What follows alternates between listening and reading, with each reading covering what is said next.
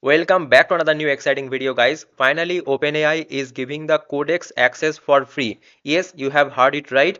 Free user also able to access the Codex for free. Here you see, I have got this mail today, and if I show you the timings, here you see 2 hours ago I got this mail that you can access this Codex for free, and I have this ChatGPT free account. So if I go to this chatgpt.com, on the left hand side you will see that I have this free account. Okay, and I am able to access this Codex. So basically, if you check your mailbox, means whatever the email you are using for accessing the chatgpt.com website, please check your mailbox. You may get this type of email that try Codex for free, and after that click on this try Codex. Now you will be able to go to this link.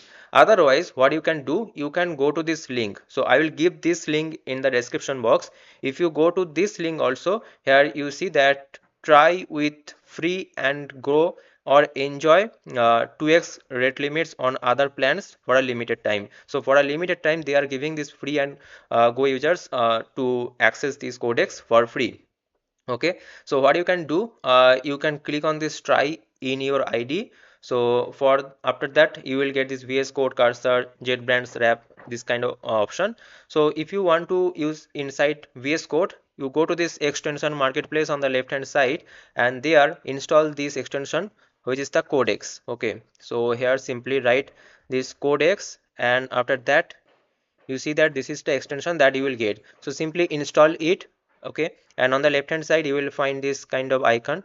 This is the OpenAI ChatGPT icon, and for the first time it will ask you to do the sign in with your existing ChatGPT account. And when you will sign in, then you will get this kind of message that signed into Codex. Now after that you will get this kind of page. Okay, so here now if I just write simply hi. Okay, now you will see that it is thinking, and you will get the response. Okay, so let's wait for that, running the command. And here you see that you can use this GPT 5.3 codex, 5.2 codex, 5.1, 5.2, all of this codex max and mini. And here you see that I got this response, hey there, what can I do for you? Okay, so it took the 21 seconds time. Basically it is checking if there is any agents.md or not. Okay, because this is the important part of your project. So here you see that although I am a free user, but I am able to access this. And now if you want to use this inside their web, here you see that this is the ChatGPT Codex. So I will give this link also in description, chatgpt.com/codex. If you go there, then after sign in you will find this kind of page, and here under the select repository you can select your GitHub account. Okay, now keep it in your mind that if you want to access the local files, then it is best to work with this VS Code and this extension, because here you see that you can access your local files. Okay, now if you want to access your, or if you want to work with your GitHub repository account, then it is best to work with this Codex web version. Okay, because here you will be able to select this GitHub repository. So create environment, you click on this, click create environment. Otherwise, if you are connecting your local with the GitHub local repo, then also you will be able to work from your VS Code. There is no issue. Whatever you want to prefer, you can do that.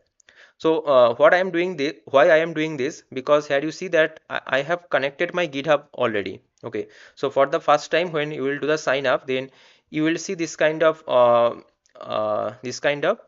page. Okay, after sign in to the web version, that connect to GitHub. So when you click on this connect to GitHub, after that you will find this page, but here you see that there is no GitHub repo. So click on this create environment. After that it will ask you install and authorize ChatGPT Codex connector. You see that all repositories and only select repositories. I will allow for the all repositories. Now click on this install and authorize, and you will now get your password input box, and there give your password, then it will be verified. So let me just do that verification, then I will back.